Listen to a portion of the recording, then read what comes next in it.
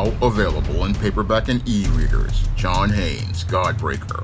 The man who rules the world takes on the Asgardian god of thunder in this action-packed, all-new John Haynes series adventure.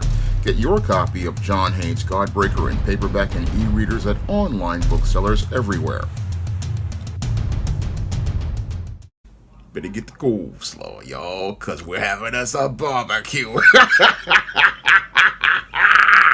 A couple of weeks ago, YouTuber Just Pearlie Things wound up with her channel being demonetized by YouTube. Now, YouTube wound up demonetizing Just Pearlie Things allegedly because of hate speech, as she alleges on her social media. However, there are those on Reddit who are claiming that Just Pearlie Things just got demonetized by YouTube for allegedly making a very provocative video where she asks some explicit questions of teenage girls. And as Just Pearlie Things allegedly wound up making these videos asking these teenage girls these provocative questions, she did so without the consent of the parents, who on seeing the video allegedly contacted Just Pearlie Things and demanded that she take the videos down featuring their children. And after the Just Pearlie Things did not respond in a timely manner, the parents then went and complained allegedly to YouTube, and this is what is alleged to have led to Just Pearlie Things winding up with her channel not being able to be eligible for revenue under YouTube's partner program. Now, the YouTube Partner Program is one where a YouTuber who is qualified can generate revenue from the videos they make on their channels through AdSense dollars. And in order to be able to be eligible for the Partner Program, you need to have, I think, about 1,000 subscribers and 4,000 hours of content. But all of that content has to be considered to be what they consider to be advertiser friendly in order to generate revenue, and that content has to meet the standards of the community guidelines as related to YouTube's partner program. Now, the content that Just Pearlie Things has been producing has been extremely controversial, and over the last couple of years it has gone from becoming controversial as related to agreeing with black men as related to the gender war, and being the white female who went along with the black males who were a part of the gender war, to going out here and escalating her content as related to controversy, as she has built up over 1 million subscribers. And as Just Pearlie Things has built up an over 1 million subscriber base for her content, what has happened is Just Pearlie Things has looked to push the envelope as related to her content. Now, a couple of months ago, she did a video off the site with white supremacist Nick Fuentes and had an interview with him. And after having this interview with him, which generated a lot of controversy and a lot of views off-site, and possibly led to her making that transition from the 1 million subscriber audience on YouTube to looking to appeal to a larger audience in the alt or far right, Just Pearlie Things has been escalating her content as related to controversy, and that's possibly what led to her possibly, as related to this allegation, making this whole video asking these explicit questions of teenage girls and having an interview with them talking about explicit adult content. And as she made this video and posted it up on YouTube, she probably was only caught up in her feelings about all of the views she was going to get, and hoping that this video would go out here and go viral. That's what she was possibly thinking all about. And because she wasn't thinking critically about her overall business, what happened was she didn't understand that YouTube has a very strict policy as related to content that features minors. Now, YouTube has had a strict policy as related to content featuring minors ever since the disastrous YouTube Kids platform fell apart, and ever since then, they have been trying to maintain standards as related to the federal COPPA Act here in the United States, which really has strict policies as related to content featuring minors. And corporations such as Hasbro and many other companies, if they have content featuring children or minors, cannot monetize content on YouTube that appeals to minors on the site, and any content that features minors cannot be monetized on the platform. That is all part of the COPPA Federal Act. So Just Pearlie Things basically wasn't thinking critically about the policies of YouTube, and she wasn't really thinking critically about her overall business on YouTube. Now, when you're on YouTube, you are in a business, and you're in a business that's generating revenue for royalties. But many people who are on YouTube, like Just Pearlie, just don't think about the entire business aspect of YouTube, and they just think that they're making content, but not understanding that any content you make has to meet certain standards, and that's why you really don't want to push the envelope. And what happened here with Just Pearlie Things is that she just made the exact same mistake that Cynthia G wound up making, that led to her being kicked off the YouTube platform. Cynthia G wound up getting kicked off the YouTube platform after a white female reporter got her videos talking about aborting black male babies taken down by violating the terms of service by creating a new channel in the time of a strike that she had on her channel. And once she did this, she violated the terms of service and is no longer allowed on the YouTube platform. And Just Pearlie Things made the same type of tactical error that basically wound up undermining one of her major revenue streams as related to her platform by going out here and putting on content that violates YouTube's policy regarding minors, possibly.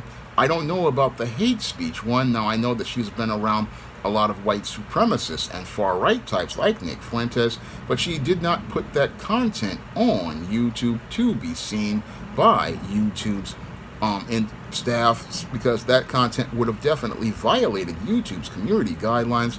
However, she possibly could have been kicked off the platform for, like, the same way, and demonetized the way Fresh and Fit were, because Fresh and Fit, like Just Pearlie Things, wound up pushing the boundaries as related to content, thinking to generate controversy in the way that Howard Stern used to generate controversy. However, with Fresh and Fit, they did so not only off the platform, but put this content on YouTube, and as a result, they wound up getting demonetized and not able to be eligible for the partner program. Now, Just Pearlie Things wound up possibly not being eligible for the partner program because of the content that she put on featuring those minors, and putting that content on featuring minors was the thing that possibly led to her winding up losing her monetization. And again, this was a very, very just bad thing to do, and a very bad thing for Just Pearlie's business, because it shows that she really wasn't thinking about running her channel like a business and not thinking about maintaining her business's professional reputation. No, what happened here was like Cynthia G, she was caught up in her feelings about getting clicks and views, and as she got caught up in her feelings about getting clicks and views, she was out here looking to push the envelope, not understanding that she basically was pushing too far. First with that interview with white supremacist Nick Fuentes, and even pushing further with these provocative questions being asked of alleged minors. This was pushing way too far, and was pushing her into a zone that even major corporations weren't going to participate in, and it just shows how she really wasn't thinking critically about her overall business model. Now, this was the same mistake that Cynthia G and Fresh and Fit wound up making, thinking that as they were building up their audience on YouTube, they could go out here and continue to push the envelope. But the whole thing is that if you're building on the YouTube platform, you have to start making a plan to exit the YouTube platform. And that's something any smart business person wants to go out here and do. They want to start making plans as they have a YouTube channel to make plans to move their business off of the site. Because yes, YouTube says you can broadcast yourself. However, the YouTube site has very stringent guidelines, and if you want to present content to your viewers that goes outside of those guidelines, what you have to do is start making your plans to exit the platform and to go out here and start building your own website. That is where I can agree with Mr. Chris from Chris & Company when he says you need to have your own website. You need to start, if you're starting to make money, like a Just Pearlie or a Cynthia G, who were basically making, Cynthia G was making supposedly $20,000 a month, which is $240,000 a year, and Just Pearlie Things with 1 million subscribers was possibly making the same kind of money. This is where you start looking to migrate off the platform and start looking to build your own website. And as you build your own website, you take the more what they consider to be controversial content and move it over to another platform. That way you can go out here and take your fan base with you, and as you build your fan base, they don't wind up being left in the lurch when your channel gets taken down. No, you maintain your own website and you put content on that website that you want to put on it, because according to the First Amendment and free speech, you can put whatever kind of content you want as long as it doesn't violate the web host policies. You can put content on there. So what Just Pearlie Things just should have done was have a long-term plan, but because she didn't have a long-term plan, what happened was she wound up getting demonetized because all she was thinking about was getting the clicks and views by generating controversy.